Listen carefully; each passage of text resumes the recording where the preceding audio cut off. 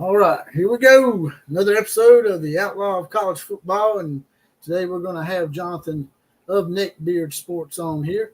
Go ahead and introduce yourself real quick, Jonathan. You've already done it. Yeah, Jonathan Lewis of Neckbeard Sports on YouTube, at College FB Lewis on Twitter. Yeah, talk college football mainly, right? So mainly SEC as well. So yeah, come check it out. Yeah, tonight we're going to talk about a little something that Jonathan called to my attention today. A couple of topics that's actually, close to my heart. It makes me feel all fuzzy inside whenever. It's like a double dose of happiness for me today because we get to grill both time Deion Sanders and old Linky boy. Oh, man. And that's all thanks to the guy that a lot of people hate, and that being Paul Finebaum. Paul Finebaum's going back to his roots, the WJOX roots of yesteryear, where he was the Jerry Springer of sports radio. I mean, he pretty much threw their ass on the grill pretty hard, didn't he? Yeah, we're going to get into this, and this is about to get really bad, really nasty. All I'm going to say is I'm hoping you brought the clips on to show everybody what we're talking about, because Paul Finebaum went scorched earth at SEC Media Day, which is where all this is coming from, out of Dallas here. Unfortunately, I got moved to Dallas. I can't stand it. It's all the way out here in Texas. But my God, did this man decide he went 100, burning the bridges. You know what I mean? There's no coming back from what the hell he said on these videos. And yeah, and talking about what Nick Saban said a little bit later as well, hopefully. So yeah, I'm going to go ahead and bring it up real quick. We're going to start off with time Deion Sanders. The best one. See what we get. Let's see what y'all think about this real quick. And I may pause it a few times just so they don't red flag me and make me share the money with anybody. Deion to get Colorado eventually to a college football playoff.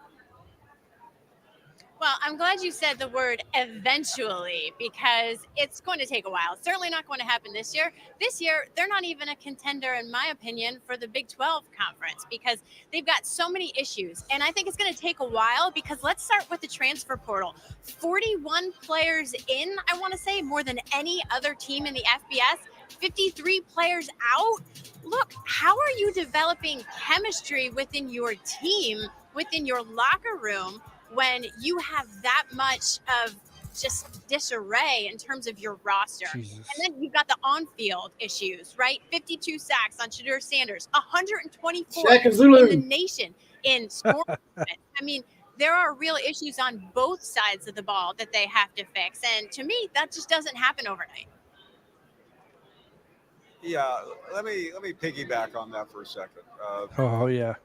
Asking whether Deion Sanders and Colorado are close to the playoffs simply doesn't understand the reality of the road. They're not going to the playoffs this year, and I'm not sure Deion Sanders is ever going to get them to the playoffs, because I don't think he has the patience to stay at Colorado long enough. There's so many misconceptions out there. Deion Sanders is the best salesman I've ever seen. I personally love the guy and for what he stands for, but the program looking out has a ridiculously inflated view of itself. I heard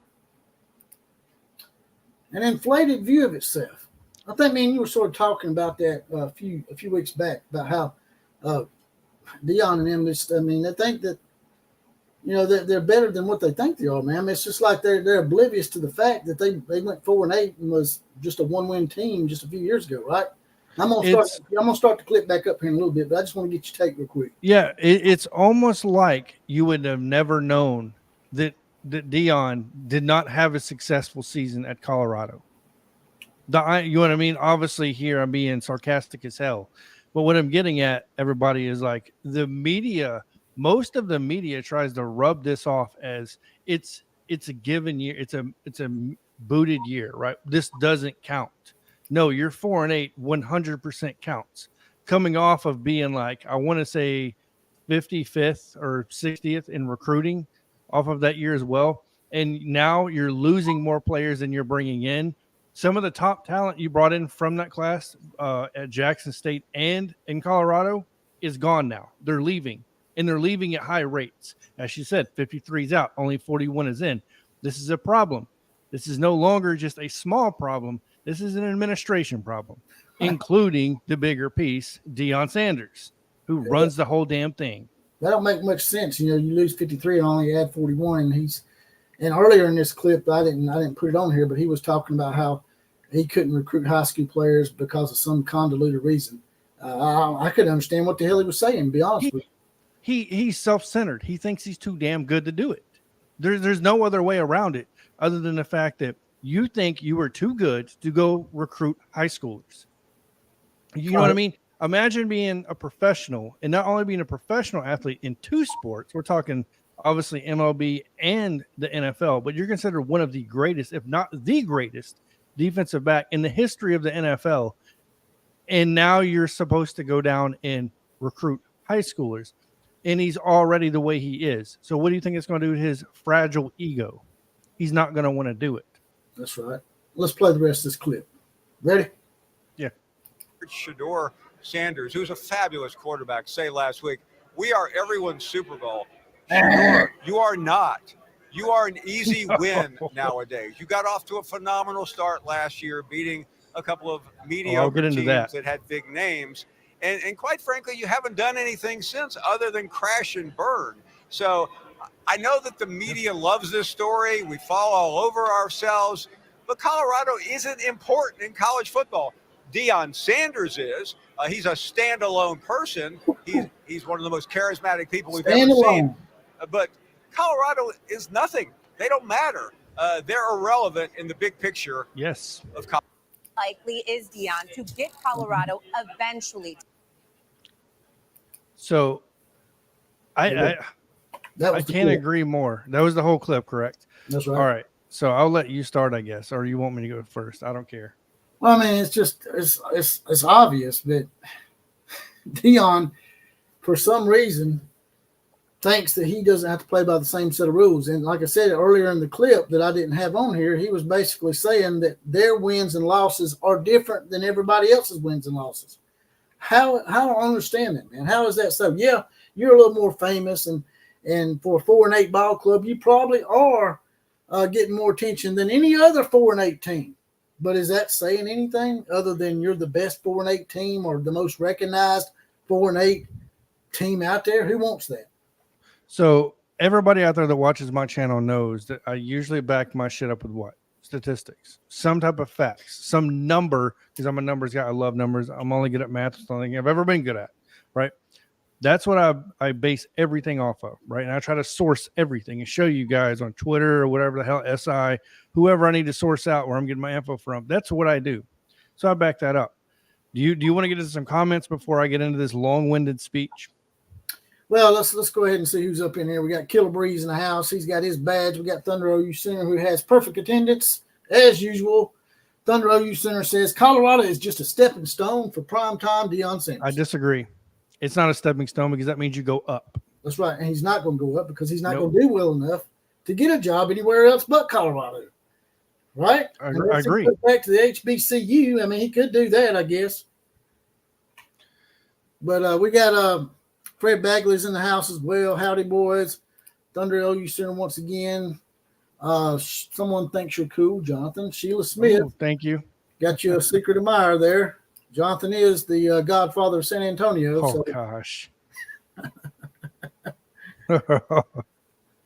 But, yeah, go ahead and give us your spiel, brother. All right. So here's my stats, and this is what I base this off of. Most people want to say that Deion Sanders is a great coach. Most sources out there, most we'll say sportscasters, YouTube, ESPN, CBS, whoever the hell it may be, most of them they all say he's a great coach. He's a great coach. Okay. What has he done to be a great coach? He went to Jackson State.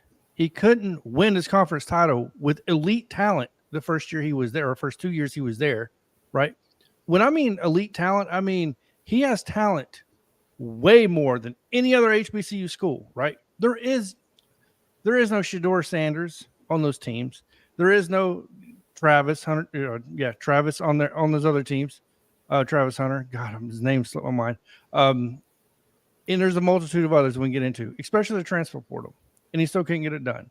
Then he goes to Colorado. Okay, you get the benefit of the doubt. You have everybody that you wanted to basically come over to Colorado. Plus that recruiting, well, I wouldn't say recruiting, the transfer class that you got was pretty damn good. You had really good talent on this field. So, yes, you only won one game, the previous coach the year before, but I'm going to get into some details now about the games he did win. And let's break this down. All right. So the first thing you're looking at is he went 4-8. Of those 4 wins, here's the teams they beat. He beat TCU, who went 5-7 that year. He beat Nebraska, who went 5-7 that year. He beat Colorado State, who went 5-7 that year. And then he beat Arizona State, who went 3-9 that year. Didn't beat one team with even a 500 record, right? So we already have that established. He beat no one, absolutely no one. Well, the teams he beat, who did they beat? At least one of them beat a legit team, right? Well, funny, I have this list right here of the teams they beat. This is the teams they all beat. Southern Utah, Washington State, UCLA is probably the most impressive one here, even though garbage year, right? Middle Tennessee, Utah Tech, Utah State, Boise State, San Diego State, Nicholls, Houston, SMU, BYU, Baylor, Northern Illinois, Louisiana Tech, Illinois, Northwestern, and Purdue. Every damn team I just listed off is trash. So the teams they beat are not all bad teams, but they haven't got a quality win either. None of them. There's not one quality win on any of that, not one single top 25 win on any of that. So what is that telling you? He's doing less with more talent, because there's no doubt about it. The teams that he was losing to, he was more talented than. There's no way that you're up by 26, 28 to Stanford, and then you lose that game. Who is that on to lose that game? If you're up that big, the coach is a motivator. The coach is who the players look to when they're struggling in this game. They can't find their way. But, I mean, the only thing he can do is find a scapegoat. At the end of the day, it's about finding a scapegoat and steering it away from Deion Sanders, steering it away from Shedeur Sanders. One of the few teams with a winning record that he got close to was another guy that we're talking about tonight. That's Lincoln Riley, who was up on him 48-14 and ended up 48-41. So they're like two peas in an effed up pod. Yeah, right? and hang on, because I'm not done yet. So I'm almost done. So just give me 1 minute. All right, so we already have that established. And then we want to get into the conversation of Colorado's everybody's Super Bowl, according to RG3. Are you kidding me right now? He said everybody gave their best against Colorado. He said Oregon didn't play any harder than anybody except when they played Colorado, and they stomped the shit out of them, right? Completely incorrect. Clearly, these guys are just going based off the premise of, I like Deion Sanders, I'm biased towards the guy, and I'm going to say whatever the hell it takes to move on past this point. It's ridiculous to think that Colorado is your Super Bowl. So Oregon played harder against Colorado than any of the other 10 teams that they beat. That's what he said. To get into the Pac-12 championship. According to him, yeah. And not only that, see, what else was the underlying lace at the very end of it? There was another thing he said that had me. Oh, yeah. He said Shedeur Sanders was the best quarterback in the nation, and that Travis Hunter was not only the best wide receiver, but he was also the best defensive back in the nation. So both on both sides. That's completely incorrect. Heather Dinich brought up the best stat for me. I loved 52 sacks. That means he's not paying attention to getting the right people in place to protect his own son. He's just not going to pay attention to recruiting. Like you said, he just refuses to, man. He doesn't think he has to. He thinks everybody should come to him. Even the great Nick Saban went out on the recruiting trail. You know what I'm saying? 52 sacks, and that's why I call him Sacka Zulu Sanders. The fact of the matter is, everything I stated right there is his career. What has he done to earn the title as a great coach and move on from Colorado? What has he done? Just because you're a great professional sports athlete doesn't mean you're going to be a great coach. We see this all too often, right? Where we go in, LeBron James gets Bronny James drafted. And he looks like a complete turd, by the way, on the court during the summer league. For everybody in the comment section watching Bronny James, voice your opinion in the comments on how he's doing. The dude looks like he shouldn't even be playing basketball against the damn YMCA down the road from me, much less against the low league, I guess, future G League players in the summer league.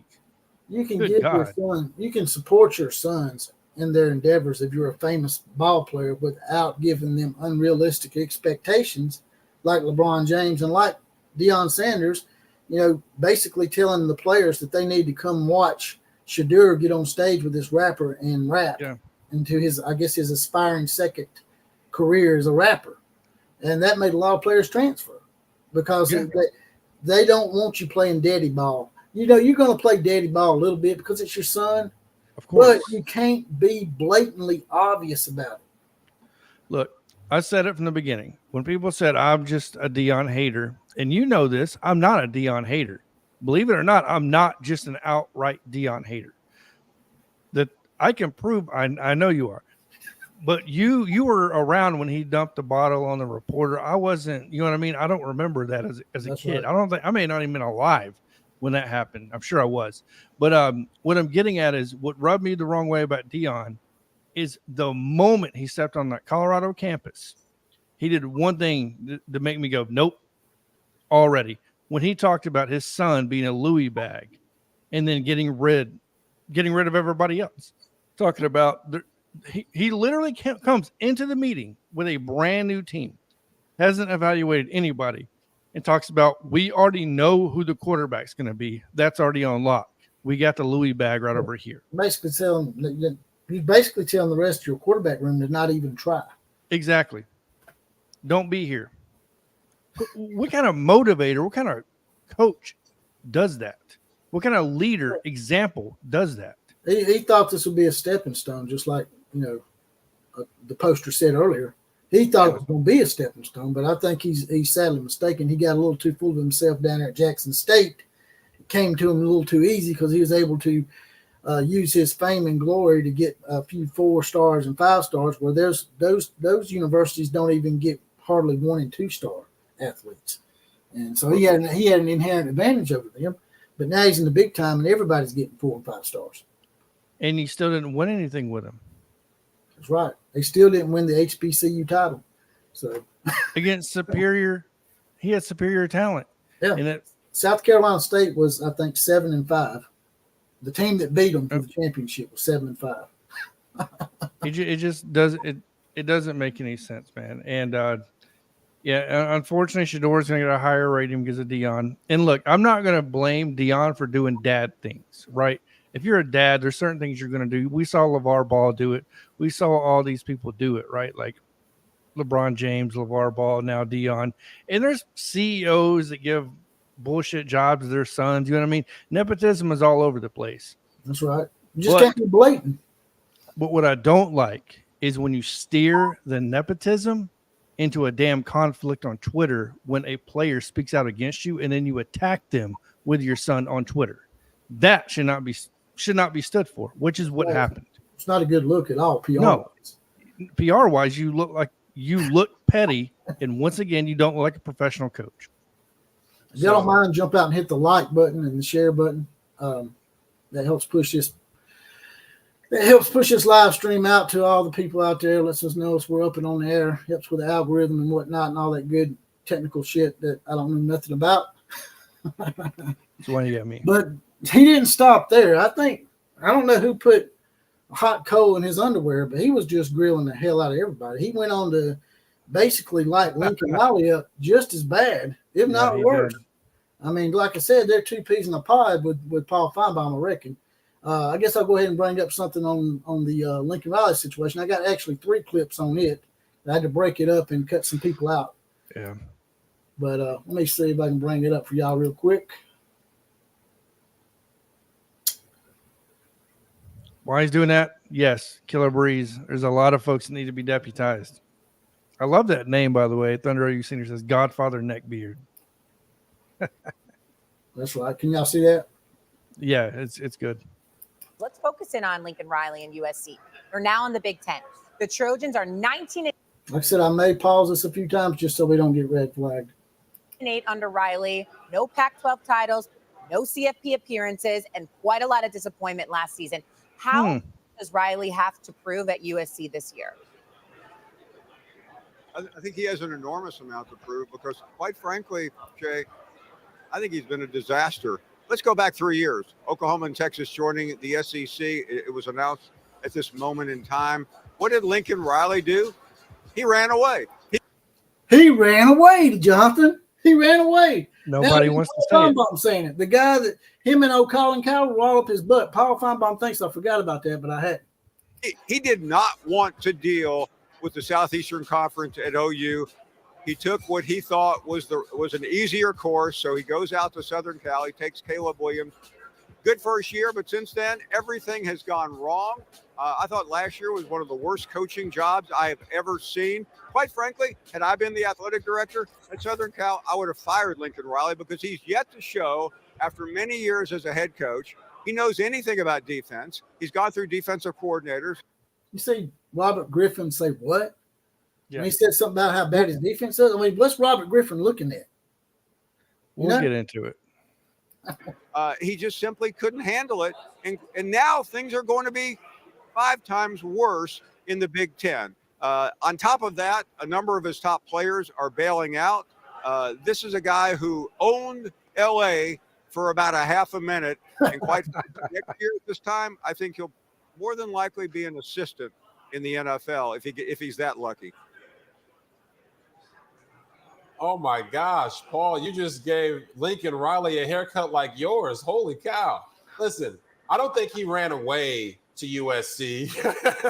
I don't think what an idiot. I think he ran away to USC. I think he took Caleb Williams to USC and saw the opportunity to build the Trojans back up to what they were in their glory days. That hasn't happened. Last year was a disappointment. I don't think it's been a disaster. But the one thing that you can do and what Lincoln Riley has done is realize where he comes up short and made adjustments. He brought in defensive coordinator Deonton Lynn. He made sure that they changed the way that they practice. He's putting a more emphasis and a commitment to helping the defense play higher level defense. And that's all you can ask for him at this point.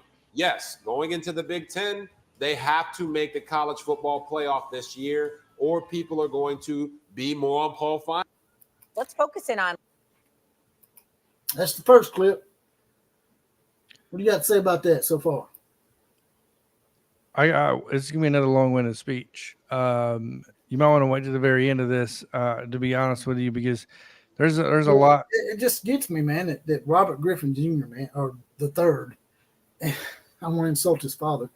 Robert Griffin III is like acting like Paul Finebaum's just way off base. I mean, I could see him agreeing with him, indiscriminately, but he's like, man, what are you talking about, man? I don't get it. Well, here's what I'll say. Robert Griffin III has been known to have some extremely bad takes, and he got put out in the media for it already. Last year was one of his worst years, probably out there in social media where he was giving takes, and they were completely ridiculous. These seem to be just Robert Griffin III is now giving takes that are safe.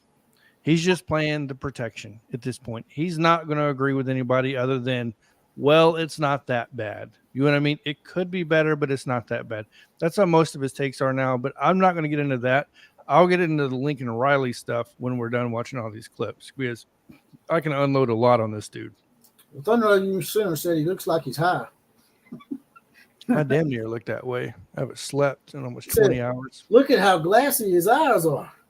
That's because he's a little light in the loafers, man. I'm going to let you know he's a little bit of a skittle shitter. That's funny. Damn, look at those. How many Funko Pops he has. Yeah, he does have a lot of Funko Pops. Let me bring up that other clip for y'all real quick. Here it is. But I do agree. It's been a complete disaster. 100% agree. See that? Yep. Reasonable points, but I look at Lincoln Riley in totality, and quite frankly, I think he's a fraudulent elite coach. He's not an elite coach. By far from that. Bob Stoops' players at Oklahoma. He lived off of Bob Stoops players, man. That sounds like a lot of opinions out there that were way before Paul Finebaum's, right? Yep. Yeah, he mastered the transfer portal, taking walk-ons and transfers and making them Heisman Trophy candidates. But there's so much more to college football, as all of you know, than offense, and he's never been able to get it. And that's why I've said what I have to say. And it has gotten so much more difficult. And I'm glad Heather mentioned Oregon. I mean, they're not even with Oregon and Washington going to the Big Ten. That's the worst thing that could have happened to Lincoln Riley. And on top of that, he'll get exposed in the first game, not against one of the top teams in the country, but a very competitive team in LSU. So I appreciate everyone trying to prop this guy up like so many others have been doing for so long, but it's not going to happen. He's not going to the playoffs, and he's not going to survive Southern California. And you have one more to play? That's right. All right, let's go ahead and get that one out of the way because, like I said, I got a lot of shit to say. Well, I mean, he basically just told us all that he don't think he's going to make it out alive this year. Not only is he not going to go to the playoffs, he's probably not going to have a job next year. He'll be lucky if he gets a coordinator job in the NFL after he's put himself out there the way he has, you know? Yeah, there's a lot of mistakes that Lincoln Riley made. Not firing Alex Grinch when he went to USC was probably the biggest mistake he made. Point number one. But we'll get into it, like I said, as soon as we watch this last video. Because I don't disagree with it. Look, I do not like Paul Finebaum, but I can't disagree with anything this man said. All right, I'll get that other clip real quick.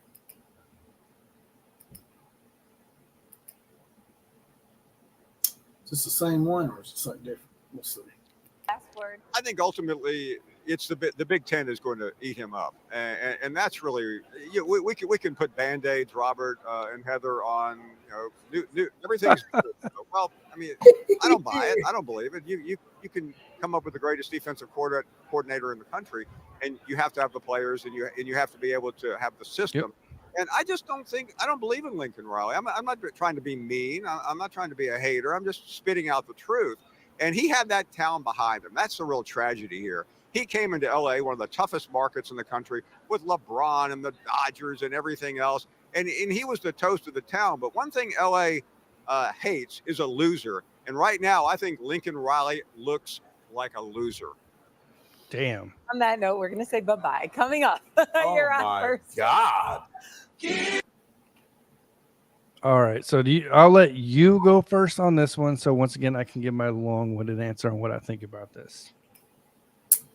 Oh my God! What a surprise! Robert Griffin, man, you said that he was demoted or something because of some of his bad takes. He wasn't demoted; he was criticized. He doesn't look like he's learned his lesson, brother. He's still saying stupid stuff. I can understand you disagreeing a little bit. But this is like he's basically portraying it as, man, y'all are just being so unfair to these guys. I just don't get it, man. I don't see how anybody can't see through all this horseshit that we've been talking about for almost 2 years now. I can understand you being a little slow to the game and thinking, hey, it's the Oklahoma people. They're a little, perturbed at what happened, and JPC just grilling for grilling's sake. But it's never been like that. It only turned into that because they can't shut their mouth long enough to coach his own team. He's always got to put his mouth on Oklahoma or somebody else. He's always blaming something else. That's my whole problem with Lincoln Riley, and has been the whole time. All right, so we're going to break this down once again. What do I use? Statistics. This is what I do, folks. It's how I gauge everybody across the board evenly and accordingly, and there is no favoritism. I've grilled Saban before. I've grilled everybody possibly on the face of the planet when it comes to college football. That's all there is to it. And my grilling is not like JPC's. Mine is just quiet, and I kind of take those little sucker punches. But either way, here, everybody, by the way, I made a video like 3 videos ago saying Lincoln Riley's on the hot seat, and everybody's like grilling me saying I'm crazy. But here is a logic behind it, just like I said in this video, the video I made. How much did Lincoln Riley get? He got a $110 million contract. He got a $6 million house bought for him through the University of Southern California. University of Southern California also purchased his Oklahoma homes $500,000 over market price. So count those as bonuses. And he has unlimited use of a private jet. Count that as a bonus. We're talking about the largest contract in college football history. Now, when you're talking about over $100 million, the university is going to buy you a $6 million house. None of that came for Nick Saban until after what? He won a national championship. So he won the big game, and he was the number one recruiter, and he was doing everything he was supposed to be doing. So what do you think is expected of Lincoln Riley by year 2 or 3? You're at least contending for your Pac-12 championship. You're at least going to be there and win it at least once, I would say. You're making $100 million. You had Caleb Williams, and I wouldn't say this if Caleb Williams wouldn't have moved over with him, but he got Caleb Williams. He got, I believe it was Mario Williams. He got Jordan Addison. He got Gentry, one of the best linebackers from Arizona State, and did nothing with him. Made him look ridiculous. 2 of the best corners in the transfer portal. He stacked his entire team with top-tier transfer portal talent, right? One of them got drafted number 1 overall, Caleb Williams. The others got drafted pretty damn high, right? So you have the talent, but here's what you did with the talent. In 2022, you went 11-3. Not bad, except you're 2-3 versus the top 25. That's 40%, by the way, right? So did he win his? Did he win his conference? No, he didn't. Not only did you not win your conference, but you follow that up by 2023. You think you would see some type of improvement. You go 7-5 in the regular season, 8-5 by winning your bowl game, which is a winning percentage of 62%. But you lay a damn goose egg against top 25 teams. You go 0-4. You can't even beat a top 25 team anymore with a returning number 1 pick. We're talking about Caleb Williams. Yeah. He came back. You have Jordan Addison. You have these guys, and you still can't do it. All I ever heard from USC fans was Zachariah Branch. He's the savior. He's the wide receiver that's going to push us over the top. How many 5-star receivers do you need on one single team before you go over the top? What do you need to give Lincoln Riley for him to win just the Pac-12? Because it seems like you need to give him every damn 5-star in the whole country, and that's the only way it's going to happen, right? So anyways, total, he's 19-8, like they said, which is 70% for a winning percentage, but he's 2-7 against the top 25, which is 22%. Yeah. So with that being said, let's move over to the other metrics that I use. Like I said, I talk about recruiting. Sorry, I know this is long-winded. He gets the number 1 transfer class in 2022. In 2023, he gets the number 3 transfer class. In 2024, he gets the number 19th transfer class. So he digressed. He digressed every year, right? In recruiting, 2023, it's a fair starting metric. Number 8 in the country, averaging 91.67. 2024, number 17. And right now, setting in 2025, he's barely inside the top 25, folks. He's going to digress even more. So he's not getting better. He's getting worse each year. While you have the man right north of you on a $29.1 million contract over 6 years, which is what, $4.5 million per year? And he wins over 10 games both seasons. He is 58% against the top 25. Talking about, obviously, Dan Lanning, 7-5 against the top 25. He has the number 9 recruiting class in 2023. He has the number 3 recruiting class in 2024. He's about to have the number 5 recruiting class. So he's about to have 2 top 5 recruiting classes in the last 2 years. While Lincoln Riley is building a border around California and doesn't let players out, which is full of shit. So that's all I got to say. All you have to do is compare him to Dan Lanning, to Brian Kelly, right? I haven't looked at Brent Venables in specific like this, but I'm pretty sure it would be very similar. I don't know many people that's not producing, but the difference and why he's on the hot seat and why people criticize Lincoln Riley is because they're not making $110 million. They're not giving a $6 million house, unlimited private use to a jet. There has to be some sort of expectation attached to this humongous contract, and no one's willing to hold him accountable for it, which is why LA no longer talks about him. He's no longer in the news. You don't hear him. All you hear about is Bronny James, the Dodgers. He's a foreshadow now.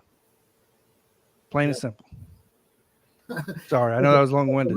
The main thing that gets me is the fact that he has a Heisman Trophy winning quarterback, not a candidate for the Heisman Trophy. The guy that actually won the Heisman Trophy went 11-3, and you come back and go 7-5. That's a huge difference to me. You go from 11-3 to 7-5. That's a 4-game difference. Well, count the bowl game. It's a 3-game difference. If they had went like 9-4 or 10-4 or even going 11-3 again, you probably wouldn't be hearing me grilling him as badly. But it's the fact that he slipped when he still had plenty of talent. It wasn't like a bunch of people graduated. And as a matter of fact, he brought a bunch of Oklahoma's players over with him to make the transition a hell of a lot easier than anybody else had. And when the whole NIL thing was still new to everybody. Even Nick Saban was having problems with it. So, a guy that's never been a head coach like Brent Venables, to be able to come in and still get a top 10 class with all that going on, he's had all the benefits and the stuff to do what he needs to do to have a winning program to win championships. Like Paul Finebaum said, he had a pretty big-ass market fully behind him until he pulled the rug out from underneath himself. And then Robert Griffin saying, he recognized his weaknesses and corrected them right away. Horseshit. He hung on to that same defensive coordinator at Oklahoma, then took his ass to USC with him and still kept him. What was it, 2 years or 1 year? He kept him for a year and a half at USC. So I'm like, what did you expect, man? You expect nobody to be grilling on you, nobody to be criticizing you? And I just don't get it, man. It's because people don't want to hold people to the fire anymore because of this soft damn culture that we've appropriated essentially, right? So everybody's kind of fallen into. It's almost like people are afraid to say the truth, or not even the truth, but just their honest opinion.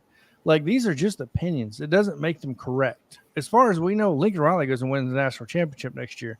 Likelihood of that happening, probably 0. But what I'm getting at is this is just simply opinions, and people get too damn soft from opinions. That's right. It's just like in the political arena. Nowadays, if you don't get your way, just go out and try to kill somebody, right? Jesus, yeah.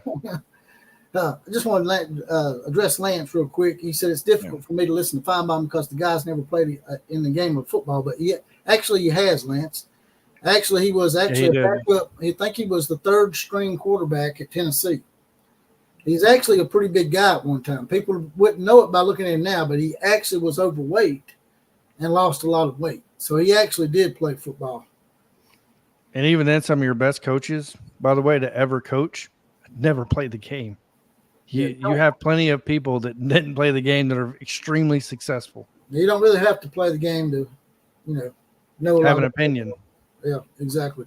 I mean, all you got to do is study the history and how football flows, and you can pretty much get to know it pretty well. I mean, it's basically what I've done most of my life. Yeah. For recruiting, I just learned, like you teach yourself. I don't know.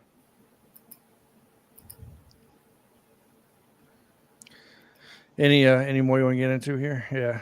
Fred Bagley says next we hear Tebow will open a quarterback school in his backyard and get paid to watch kids throw footballs. That's probably going to happen. At this point, might as well. I saw a new person up here. Let me see. That's Sean D in the house. Sean D says, then the fact that he ran from the SEC for an easier path out west speaks of soft mentality. Yeah. Usually people in the media, especially ESPN, don't come out and just say that shit. But Paul Finebaum come out and absolutely said he ran from the SEC. And even the athletic director, who's usually a pretty professional guy at Oklahoma, Castiglione, alluded to people taking off and being scared of the SEC. And he know who he's referring to. I mean, he's not going to come out and just throw the guy's name down. He's not going to name drop him. But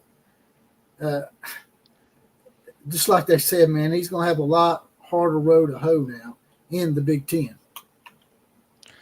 Yeah, and there we go. You can give Tebow a whole team of 5 stars that won't make any difference. He can't develop players. He didn't develop.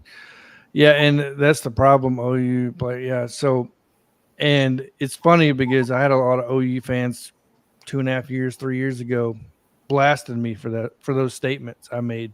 I made videos on that. I made videos about Lincoln, two videos about Lincoln Riley and how he can't win the big game and how his players don't get developed. Did you call Lincoln Riley a piece of shit? I didn't call him a piece of shit. I just don't think he's a good coach. I guess you was sending a subliminal message to everybody. Well, I don't think he's worth that much money. So, and here's the difference, guys. So, I'll go to this comment first. That was about as harsh as I ever heard Finebaum talk about a coach. He grew the shit out of Riley. That's and Stiegel. Yeah, and I agree. I've never heard Finebaum go scorched earth on somebody. That was straight up scorched earth. Like, who cares? And the fact that he did it in front of RG3, who I know he has to know, the RG3 is a huge Deion fan. So, like, from the beginning when he became a coach. So, because he's talked about this before.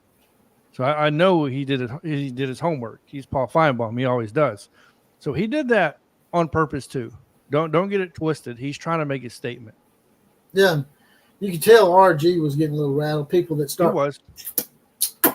And he did that shit about 3 or 4 times, and then he starts throwing insults. Man, that's about as blah blah as bad as your haircut. Your cornrows don't look too taking yourself, brother. I mean, your hair don't look that good either. I mean, yeah, it's I mean, just you don't start throwing personal insults because you can't debate the fact that these 2 teams suck and these 2 coaches that y'all took your nose and shoved straight up the crack of their ass are just dropping a big old pile of dung right in the middle of the field. Everybody has their opinion. Everybody's entitled to their opinion. It doesn't mean like RG3 can think Paul Finebaum's wrong or right. It doesn't matter. But to go after somebody, don't do that. Don't make stupid personal insults towards somebody, talking about his hair or whatever. And they're probably buddy behind the scene, maybe. Who knows? But all I know is the truth is out there, right? And we're all going to have our opinions, and sometimes we're not always going to agree. Like I get comments on my videos all the time, people blasting me, but who cares? She didn't go scorched earth, but Heather Dinich wasn't being too nice either. And neither was the little blonde-headed girl that was no, they weren't narrating it. I mean, so that just goes to show you that RG3 is definitely in the minority on this whole thing, man. Yes. Well, I mean, it's harder to defend it. That's the thing about it. And look, and I'm sure there's some political arena behind this shit too. You never know. You know what I mean? We don't see the full picture. But the picture I do see is the field when you can watch the games and see how the games go. You can look at recruiting. I can research recruiting. I could research statistics. Contom Deion Sanders catching strays from Finebaum. I missed all that. Rascal. It's on. You can look it up on YouTube. Go back in this video if you want to after we upload it to the channels. And you can watch it from the beginning. Yeah, he basically went scorched earth, as Jonathan said. I like that little catchphrase. I'm going to start using it. Jonathan hit me up in DMs or private message and listened to his voice message. And when Jonathan's laughing at someone like that, I was like, man, something's up. Jonathan, yeah, it was. He couldn't even control himself, man. He's laughing while he's trying to talk to me about it. And I was like, man, I guess I better go check it out. And sure enough, Finebaum didn't have enough, man. He's throwing everybody on the grill. And I wouldn't even say it was okay. So they say Contom Deion Sanders catches strays. Let me tell you something right now. This isn't a stray. A stray is where something grazes you. This was I don't want to say this because this could have happened another day. Is a headshot, right? So he went after Deion. He went after Lincoln Riley. That's as nice as you could put it. But once again, it's nice. It's nice to see this type of controversy in the media. It's nice to see Caitlin versus Angel Reese, you know what I mean, in the media in a sense. Like, there's nothing wrong with disagreeing and agreeing with each other, which me and JPC occasionally do. And then we get pissed at each other for about 30 minutes. I never get pissed off at you, ever. Yeah, you do. Sean D says, I was on the Colorado bandwagon until the players started getting cocky and arrogant with only 4 wins. Let the pads talk.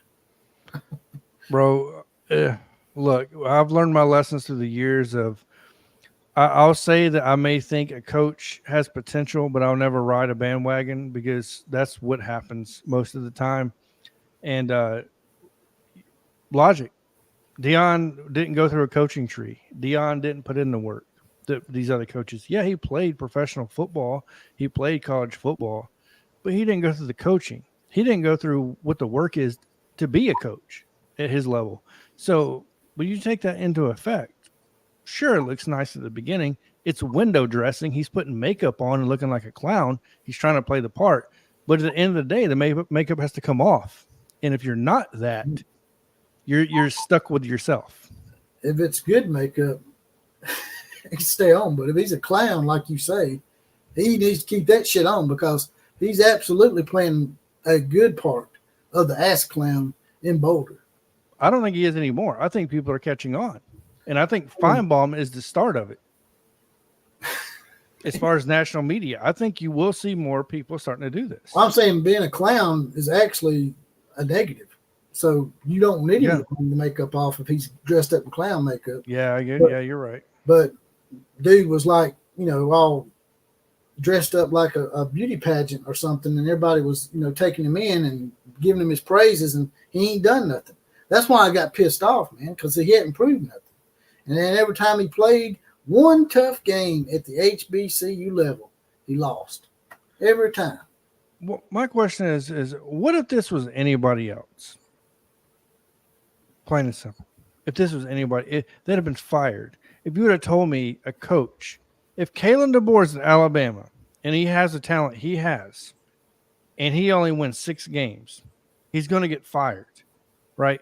So I'm not saying he has to win a national championship, but you can't win only 6 games. Well, it's the same thing with Lincoln Riley. Yeah, that's what I'm saying. Paul Finebaum even said it. He come out and said it. Usually they don't overreact like that. Some of them people call overreacting, but I don't. I'm with Finebaum. If you go 7-5 with the returning Heisman Trophy winner and all that talent, I would probably fire you, because you haven't lived up to expectations nowhere near it. Hell, you even blew like a 15-point lead to Tulane in the Cotton Bowl during that 11-3 year. And that year was a little misleading because they had a pretty weak schedule that year too, by the way. And for some reason, people think that he's going to get better in the Big Ten against harder competition. You're about to play Ohio State, Michigan State. Like, these are not clowns. You're not playing Arizona States, right? You're not playing Arizona. Like, I'm not saying Arizona's a clown. They had one good year, but you're not playing teams like that now. The Pac-12 has been down for a very long time, and now you're about to go into the Big Ten, and you got to play Penn State once again. Traveling to Ann Arbor, traveling to Ohio State. Good luck. Good luck. That's all I'm going to say, even making the playoffs. Good luck making a bowl game. Did it seem to you maybe that Finebaum took a little bit of a shot at LSU? They got a little backhanded comment talking about that USC's got more worries than the Big Ten. They got to play basically what he said was a middling of the road LSU team. I mean, is the way he said it. Like LSU is a competitive team. I'm like, LSU fans ain't gonna like you if you just call them competitive. LSU wants to be called a contender. So I think that was a little swipe at LSU in a roundabout way, a little backhanded swipe at them. But what do you think about that game? You think he's gonna lose that LSU game in Las Vegas? Is that a joke? Yes. Well, Finebaum said they were just a middle of the road kind of team. LSU is going to beat USC.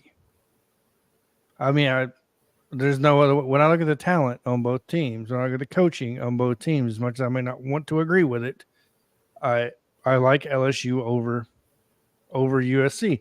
I don't like very much about USC. They can't be trusted. Nothing about that team can be trusted. You don't know what the quarterback's going to look like. You don't know what the defense with a new defense coordinator is going to look like. You don't know what anything about that's going to look like. And your recruiting is slipping. Players are leaving. They're decommitting. You can't trust anything about the team. So, yes, I believe USC is going to have more cohesion with Nussmeier being there more than a one-year quarterback. You know what I mean? And the system has been in place for Brian Kelly. He's been doing a pretty good damn job recruiting. I believe he had the 5th and 7th recruiting class. I can't remember exactly. But I know who's in the top 7. in recruiting like he's been getting the players he's been wanting to get, and it's LSU. So, in the comment section, y'all tell me unbiasedly, because I know we got a lot of USC haters in there, and I'm one of them too. I don't like USC either. What do y'all think USC's record's going to be next year? Well, how many wins would you give them, Jonathan? First let me look at their schedule. So let Jonathan bring the schedule up, and we'll go ahead and give USC their verdict so they can go ahead and get ready to fire the one they call Tebow. TBOW, not to be mistaken with Tim Tebow. Nope. TBOW stands for the bitch out west. So let me bring the schedule. You want me to share the schedule? Sure. All right, let me bring this over. Present, share screen. There we go. And make sure it's shared right. All right, we're good. Let me zoom in. All right, can everybody see this? So we got. Let's see one more. The tickets ain't but $125, man. Why don't you take me to Vegas, man? Yeah, okay. Come on, man. Here's USC's schedule. They start off the year in Vegas, obviously, like we've been talking about, against LSU. That's a loss. They'll beat Utah State. They're not winning at Michigan. I think Michigan I think Michigan might be a shit show this year. No, I don't think so. They ain't care. I think Michigan has a lot of depth. So I believe they're not going to be a contender, but I do believe they'll be able to beat USC because it's. If it would have been at USC, I may give USC the win. But it's at Michigan, so I give Michigan the edge. I believe that'll be a loss too. So that makes them what, 1-2? 1-2. I'll give them the Wisconsin and Minnesota game.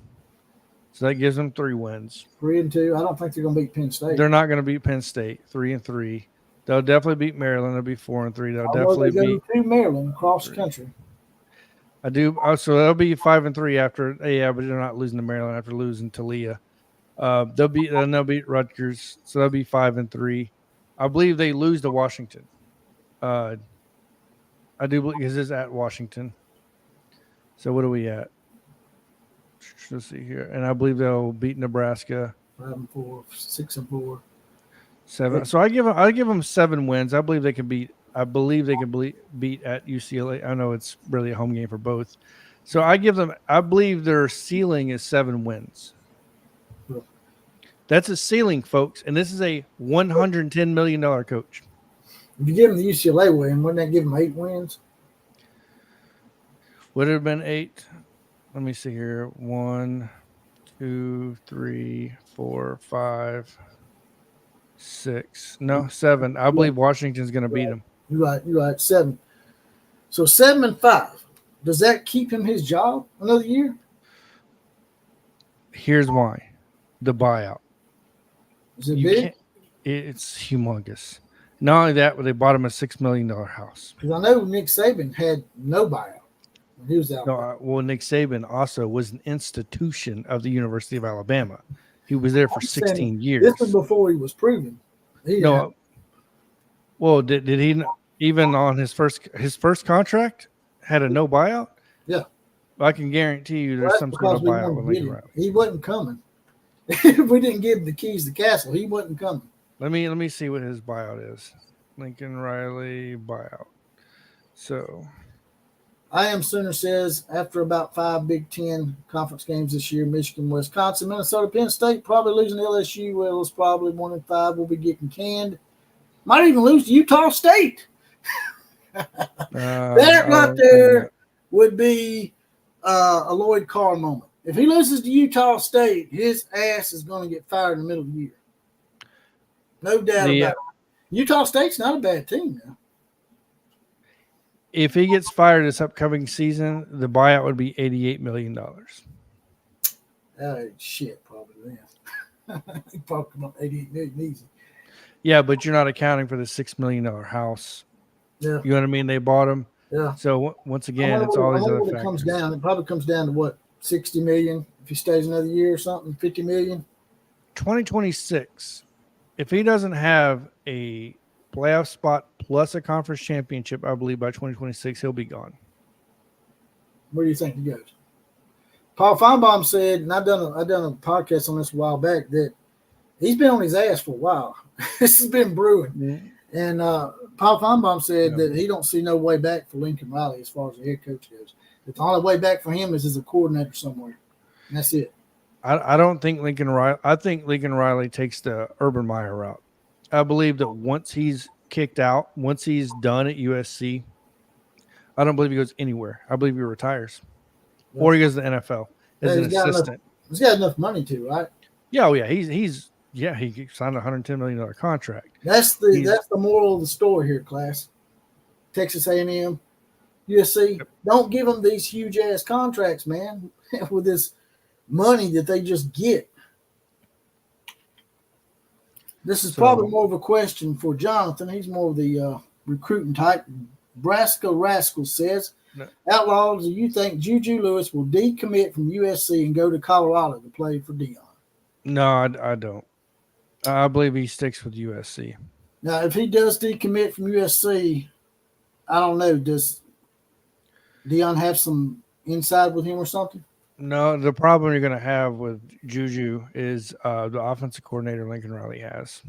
What's his name? What position does Juju play again? Hang on, I'm about to bring him up. Give me 1 second. Because if he's a cornerback, I could see him maybe thinking about going to Colorado. Hang on, I'm Let's about have to some ties to his sons or something. hang on 1 second. Where is his? It's Julian Juju Lewis, correct? Everybody, Julie. So. Yeah, okay. There we go. So he's a quarterback. Chicken 15 agrees with you. He says 7 wins. Fred Bagley says 7 wins. So 7 wins looks like it's got the vote here. So I'm going to bring this up real quick. Hang on, let me swap screens. Delete this one. Sorry, I got to add. Takes a minute. Like some pudding come out of your mouth or something. No. Like Robert Griffin over there.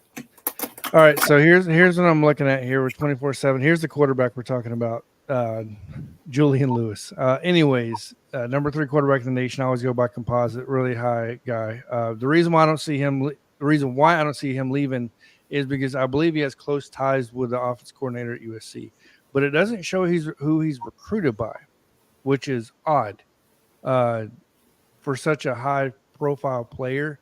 But USC also is one of the few schools, private school, that doesn't have to release any information, not just on financials, but personal information as well.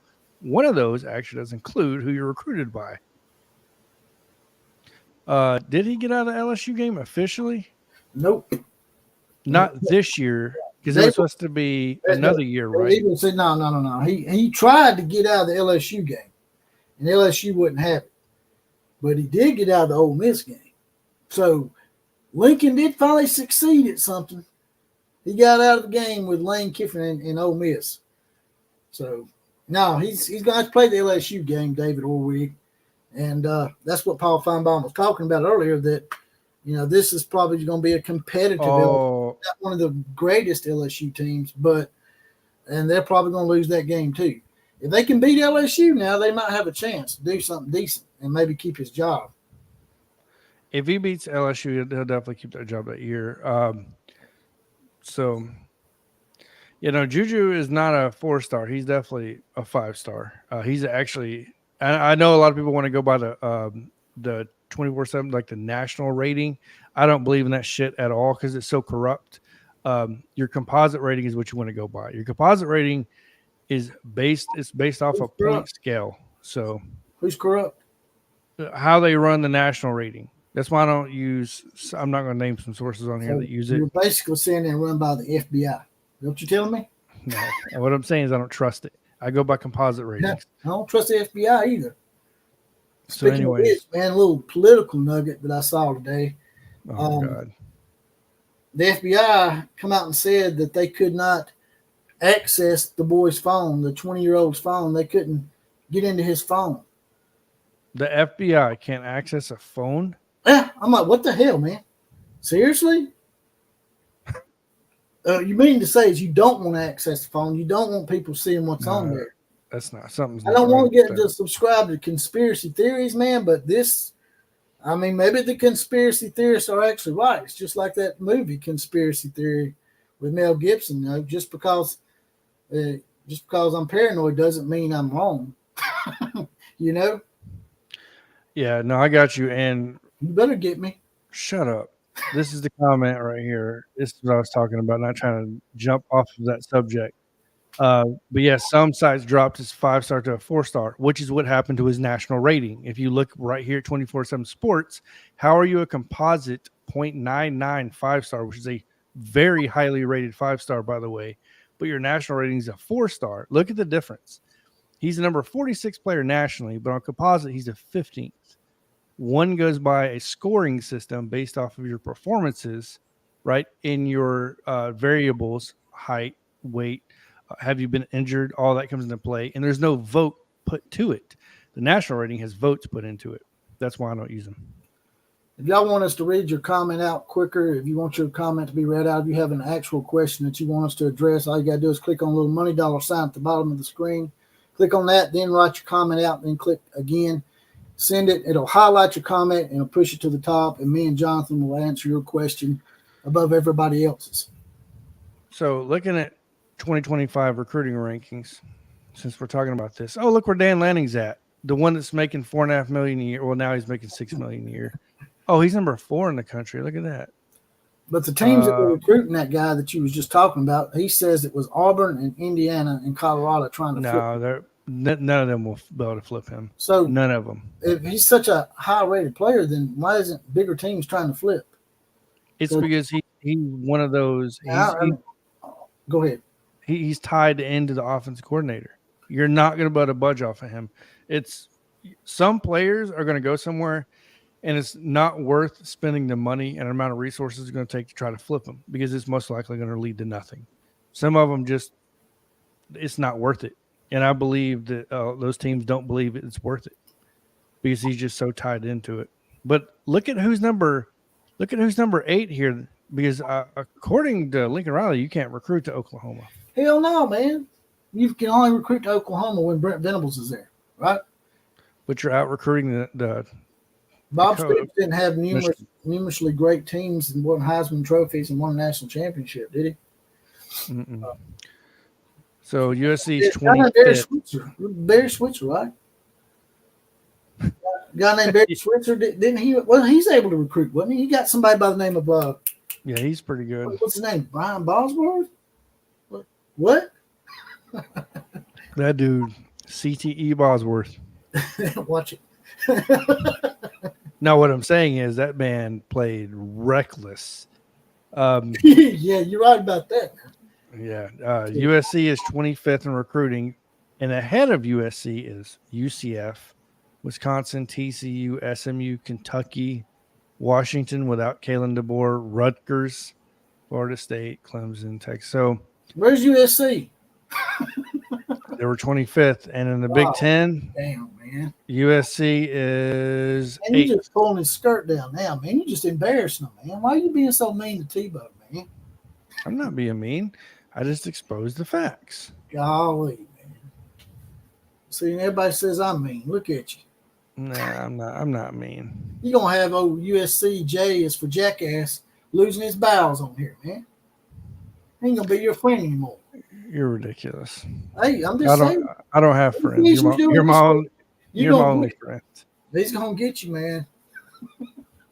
He's going to get it, man. Oh, man. Fred Bagley says Tebow's offense will never work because it's not conducive to your defense. I watched OU's defense melt at the end of the games because the offense was scoring too quick.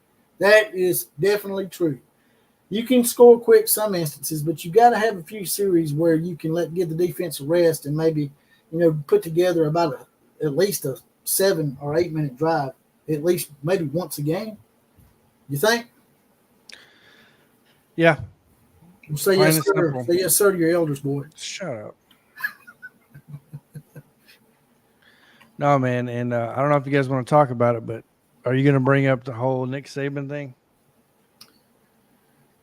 Oh, no, I forgot about that. But you can bring it up. All right, so I don't have a video on it, but Nick Saban today, I think he did this as a tactic for hyping the team up. Hey, I know he did. It's a master motivator. Nick Saban did the ultimate troll job to the university he works for, by the way. Remember, Nick Saban is still at Alabama. He makes $500,000 as an advisor to the football team, right, or to the athletic department. I think David Pollock has some blackmail on him. So, yeah, something's going on.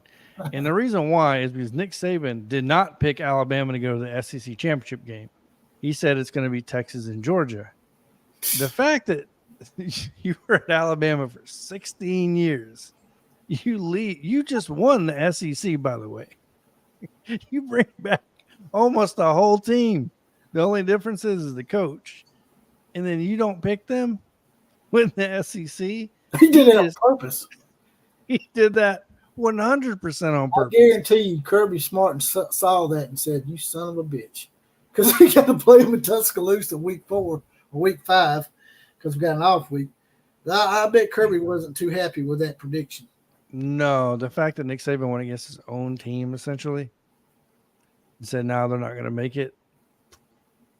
Yeah. He did troll Texas, by the way, as well. Oh, thank you, Thunder OU Sooner.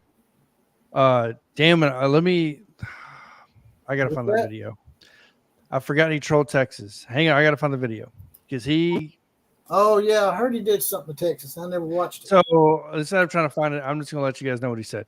So what he said is basically, essentially, everybody told him that Texas ran the Big 12. And he was laughing, by the way, the whole time he said this. He's like, oh, everybody kept telling me that Texas ran the Big 12. I don't think Texas is running anything. And I don't think Texas is going to run the SEC either. And I was like, holy shit. This man smoked Texas on live television right after he didn't predict Alabama to go to the SEC championship game. Nick Saban was letting loose. Him and Paul Finebaum been colluding. Let me see if I can find this. Nick's like, look, man, you go out there and you grill the shit out of Con Time because I don't want him in them commercials with me anymore because he's a jackass. I don't want him on no more of them progressive commercials because he's a moron. And you take out Lincoln Riley too, and I'll take care of Texas, and then I'll even troll my own team, Alabama. Roll Tide. Let's see here. Ain't that right, jackass? Shut up. I'm finding this clip for you. Thunder OU Center says Barry Switzer got the Saban brothers and Brian Bosworth. That's right. They even had Troy Aikman for a little while until he quit and went to UCLA. Yeah. Because couldn't get over on Jamel Holloway. Damn, I wish I could find this clip. 1989 M is our resident Michigan Wolverine fan. If I can get out. Mumbling and bumbling over here. Like RG3 over here biting on my tongue and shit. 1989 M, our resident Michigan guy, who, by the way, is still your reigning, defending national champions, the Michigan Wolverines. Acknowledge them. That means you too, Jonathan. Shut up. You better say it, boy. You say go Big Blue now. I found it. All right. Let me rewind it. Yeah, you better rewind it, boy. Shut up. I can see now, man. There's going to be a situation when you come down here to Tuscaloosa. All right. Let me close this. All right. So, can you see that? Yeah. All right. It's very flattering picture, by the way. All right. Hopefully, you guys can hear it. Looks like he lost his false teeth in that picture. All right. You ready? Yeah. Go ahead. Let me know if you can't hear it. You know what kind of tickles me is all these people asking these questions about how Texas always ran the conference they were in. They're not going to run the SEC. There's a whole lot of arrogant people in a lot of places in the SEC, so I can forget all about that. They'll be a good team and a great program, and Sark will do a great job, but that's not going to be a problem. It's a little different. You know what kind of tickles me is all these people Look asking at this. these questions The air about quotes. The air quotes he did Do it again. was phenomenal. Do it again. Like the air quotes is what gets me. Like you got to watch how he does it. Like, oh, they're telling me they run the People conference. asking these questions about how Texas always ran the conference. Those air quotes is what did it for me. I was like, yeah, that shit was good. Like once again, you never went to the booth. You're gonna be grilling the hell out of people. I know, right? He ain't got nothing holding him back now. Yeah, I know. I'm making $500,000 in an advisory role at the University of Alabama, and I'm doing this. Say whatever the hell I want to say. Hell, I even mess with my own team, Alabama. I'm gonna fire y'all's ass up for that Georgia game in Tuscaloosa. So me and you pretty much agree that was pretty much motivation. What do you think? I think Kirby Smart's probably wishing he hadn't said that. Agree. I mean, Georgia still might beat us, but that's called bulletin board material. I mean, if you want to see a classic case of bulletin board material, that's a classic case of bulletin board material. And I got one more for you guys since we're on here sharing clips. Lane First, Kiffin. You're going to acknowledge Michigan as your national champions. They are national champions. I have no problem with that. You better. So go ahead. I'm just playing. Shut up. I know you're playing. All right. The next one we're going to play, or I'll play real quick, is going to be Lane Kiffin talking about Nick Saban. You going to play with what? So shut up. You be doing that shit on the air, man. Me. All right. Let me share this again. Oh. Let me tell it's getting past my bedtime. Wow. It was huge. I mean, I mentioned it in there, and seeing him today, and obviously in different roles and everything, but he came in, and after I had the first initial media, I was back there, and he came and found me, and it's really cool, really neat moment. And so I'm very appreciative to him those 3 years, and really him taking a chance on me, and I give him credit. I've always said this about him. For an old school coach, he is always, which is why to me he was so good for so long in all this movement of college football, because most kind of old school coaches didn't evolve, and they weren't willing to change. They weren't willing to take risk. Sure. And I think he did that with me. And, wow. Let me stop that. It was. Yeah. So Lane Kiffin just getting a little bit, damn near seemed emotional there, but going to Sean D's point real quick. It's hard for me to believe that he's that emotional about it, considering how Nick Saban and him parted ways when he left. Yeah, but that was years ago, man. They've already addressed that. Yeah. So Sean D says, so Bama needs bulletin board. Dude, if you don't think every coach is using bulletin board, including Kirby Smart, you're crazy.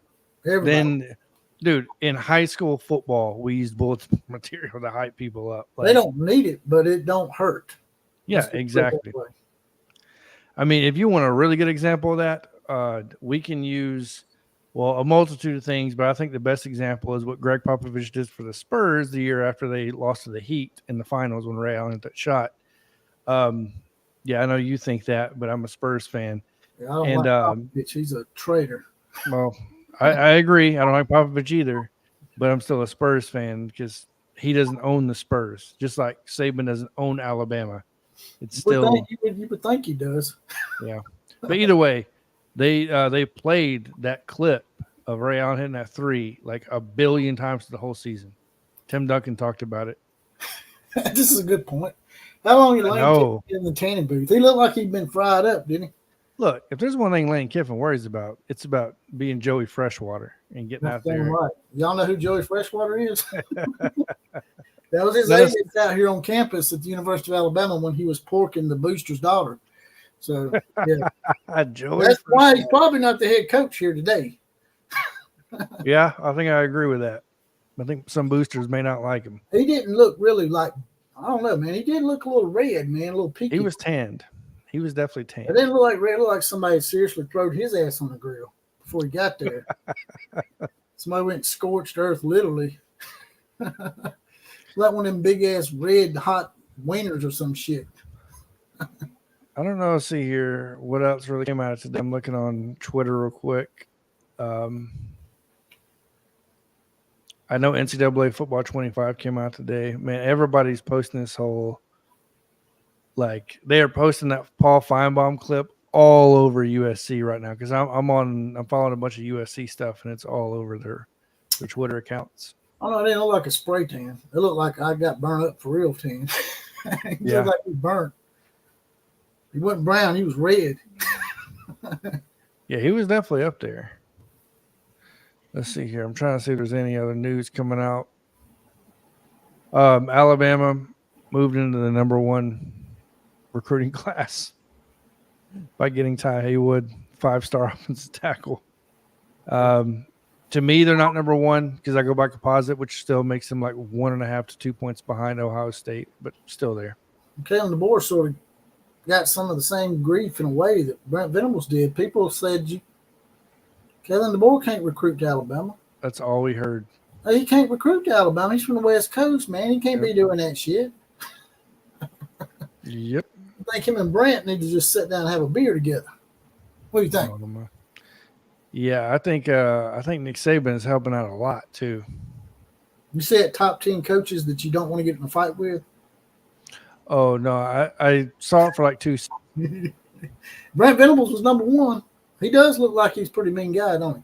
Or could be if he wanted to be. I think my number 1 guy would be Mario Cristobal. He's a big dude, and he was an offensive lineman. He was a wrestler. He was a dog in the days. I'll slap Mario. I'd slap the hurricane out of him. You hear me, boy? Sure you would. Sean D said, "You guys think Nick Saban is still doing some recruiting behind?" Oh, 100%. I think he's definitely helping out. They're allowed to now. That's why I paid him $500,000 a year. Yeah, he's an advisor. Let's do the air quotes like Saban. I'm an advisor, and Texas ain't running shit. Yeah. Texas can't even beat Oklahoma, man. What they gonna do? They come to the SEC, man. They can't beat Oklahoma. Oklahoma really has owned them for quite some time. Just like numerous Oklahoma people have shown me some stats in the last 50 or 60 years, they've really owned Texas. So Texas needs to worry about, getting over their Oklahoma problem. Yeah. Even though they did beat them bad a couple of years ago, but we all know why that happened. Other than that, let me see what other news is out there. I think we pretty much covered it all. Today was a big day. That's right. The SEC Media Day. Texas did not run the Big 12. That is true. They won the last championship, but it had been quite some time. We all know who won the Big 12, and it was Oklahoma until Lincoln Riley did what he did and set them back a couple of years. But they're blue blood, and blue bloods, they end up rising back up to the top each and every time. Who's the blue blood? Oklahoma. Oh, I thought you were talking about Texas. Like, whoa, hang on a minute. Texas is not qualified to be a blue blood until they can win a championship on that thumb. I think you got to have at least 5 national titles to be considered a blue blood, just my opinion. And they only got 4, I think. And shit, I'd almost consider LSU more of a blue blood than Texas. Yeah, honestly, I'm just saying. They've got 3 national titles this decade. 1 in 58. That's 4. They're tied with Texas. Yeah. Probably got a better winning percentage than Texas the last 50 years. Let's see here. But I'm looking at the Vegas lines for the USC LSU game. What is the line at? Do they have a line at all? They probably don't have a line out yet. I was just hoping to see something put out. This is my my college football gambling addiction coming out now, guys. Jesus. I wonder how much the tickets to that game. I want to see how much the tickets are to that game. How much? Give me a guess. How much you think they are? The LSU game with USC, I saw it a while ago when you had the graphic. I think it said $125. Well, I mean, that's just, LSU versus USC. It's not always the case. It's like it could be, but it doesn't account the fees and everything else is included. Oh, I guess you can find nosebleeds are about 150. And we're talking upper, like way up at the very top. If you want to be anywhere near the field, you're looking at around $700-800 Yep, easily. Wrong answer. Yeah. Ain't that much. To see USC lose their shit right there in Vegas. Let's look at the best seats. We can get row 16. Damn, 16 rows back from the field is going. Now, what we need to do is we need to all get together at a game we can afford. $2,600. We need to go to a game at Vanderbilt. Let's go to the Texas and Vanderbilt game. And let's pose as Vanderbilt fans. Everybody get together, go to the Vanderbilt game. Root for Vanderbilt, man. Bro. That's Texas's first road game in the SEC. It's Nashville. You don't think there was some placating going on? Stacked. They're going to be, what, 2,500 Vanderbilt fans there. Now, we'll probably help them out. Bring about 7 or 8 folks. Get some outlaw posse, and we'll go up in there as Vanderbilt fans. Fred Bagley. Yeah, if you guys don't know, you're about to find out about my college football addiction. I picked up a guy last night that said he was a bookie. He give me his name. I might get into some betting. I like it. Just don't get in trouble with it. I've been using Bovado because DraftKings wouldn't legally, they can't do it in Alabama. But for some reason, Bovado can. I'm not going to say I use a live in a state that doesn't allow. If you live in a state that doesn't allow gambling, go to Bovado. There's their plug. Maybe they'll be my sponsor. Our sponsor. David Orwig when you haven't watched. Yeah. All right. Well, you ready to get up out of here? Yeah, we covered a lot of stuff. I was long-winded. I got my blood pressure up talking about Lincoln Riley and it's good to see you coming Deion Sanders. It's good to see you coming around, from my point of view. Get out of here. You're ridiculous. But now, yeah, pretty much that's about it. Not much recruiting has happened in the past day and a half, 2 days. So, all right. Yep, that's all I got. Let them know where they can find you before you leave. All right. So you can find me at, let me hide this comment real quick. As you guys can see, Neckbeard Sports is the YouTube channel. As always, it's not good enough just to have a beard. Got to be on your neck. The people in the comments wanted it. I gave it to them. But on Twitter, you can find me at College FB Lewis. Feel free to hit me up, all that good stuff. Send me any news, information, all that good stuff, obviously. I always like interacting, and JPC will tell you I have him on mine all the time as well. So, yeah, other than that, it was a blast being on here. Thanks, everybody, for commenting. Make sure to like, share, and subscribe to both of these channels. Other than that, I'll see you guys next live stream. And as always, roll tide. That's right. Later, brother. All right. I guess I'm going to probably get up out of here in just a second, too. I was just going to see if anybody else had any more questions that they wanted me to answer before I get out of here. Even if you want to talk about some politics and some of the shit that went down, like I alluded to Jonathan earlier, the FBI has come out and said that they can't get into this 20-year-old's phone. Really? I mean, this is the same organization that's basically able to crack the dark web whenever they want to, and they can't get into some 20-year-old soy boy's phone? Really?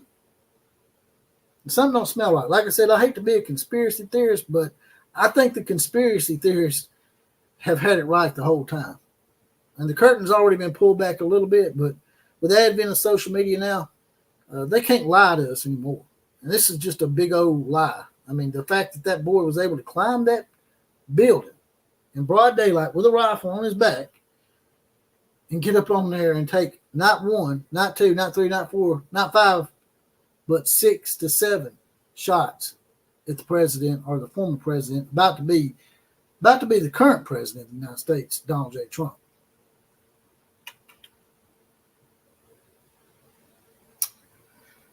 All right.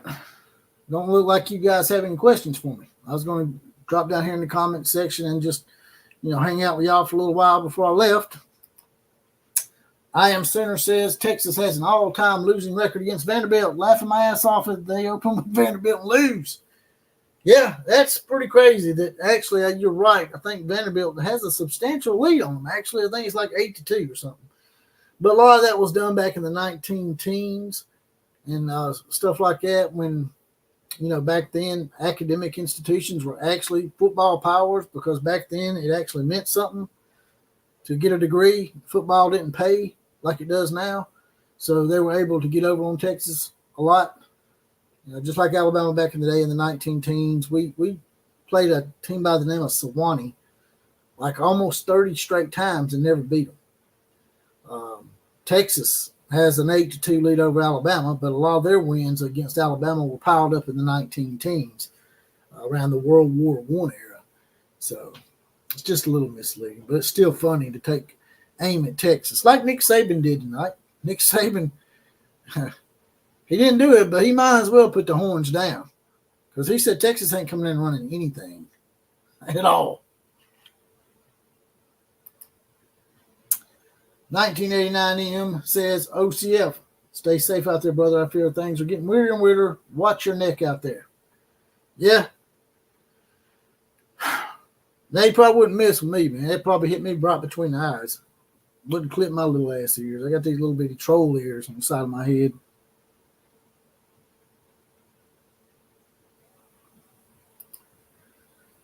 Well, I've always really voted either independent or Republican. I registered as a Democrat back in the early 90s, late 80s, because back then a conservative Democrat was actually a good thing. But now it's not. So I just haven't got around to, going down there. I've been too lazy to go down there and re-register myself as either a Republican or an independent. More likely I'll register as an independent because I don't trust either party. But, that's probably what I'm going to do, David. I'm going to probably go down there. I'm glad you brought it up. I'm going to go down there tomorrow probably. But see, the thing is, I like being registered as a Democrat so I can go to the primaries and vote for the worst candidate and just go in there as a Trojan horse on their ass, just like that shooter did. The shooter was registered as a Republican, but his mother was a Democrat and his dad was a Libertarian. And both of them were behavioral psychologists now. Behavioral psychologists, which means they know how people are supposed to behave, right? And yet they raised this guy. It almost makes you think that he was some test tube baby that the CIA gave to him, and so they could groom him for the right moment as a sleeper cell to do something exactly like this. Like I said, I hate to be a conspiracy theorist, but they're making it very easy these days for conspiracy theorists to look like truth. Just basic truth serious. Truth theorist. Bevo might have the runs or the mange. I saw a picture of him today on the SEC logo that they put up, and I thought, man, I couldn't get a better steer for that picture. He looked like he had mange, man. Thunder OU Center, Texas is OU light. Yeah, his parents are behavioral psychologists. Both of them. Makes you think maybe this boy was groomed and that they're so corrupt and evil that they'll have kids just for the purpose of making them a Manchurian candidate.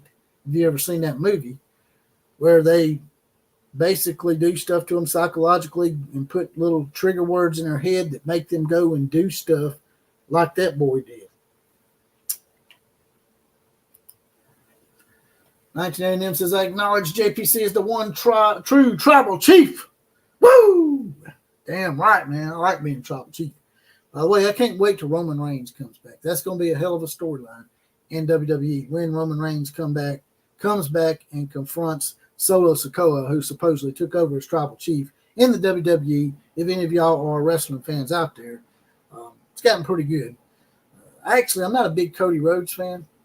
I can't wait till Roman Reigns comes back as a babyface, and maybe they turn Cody Rhodes heel. I was also happy to see Rhea Ripley back. Mommy's hot, by the way. I never really have gotten to the Gothic thing until I met Rhea Ripley.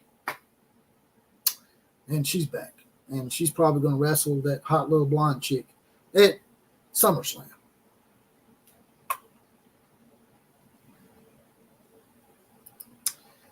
Brad Wagon says they brainwashed his young ass. I agree.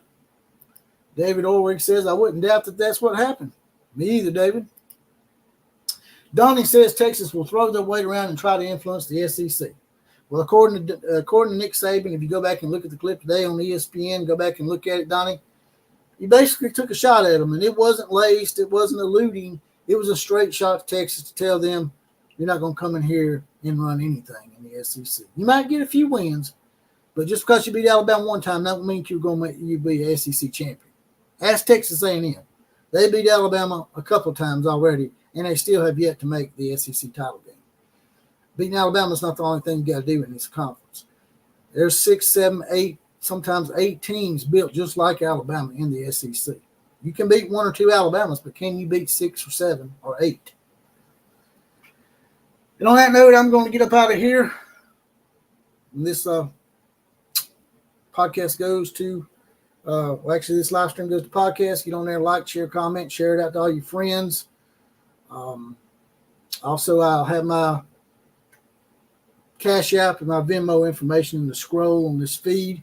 If you want to throw a few dollars in the coffers instead of having to give it to YouTube through that little heart donation thing on the actual podcast, you can reach me on my Cash App or my Venmo if you want to donate to the program.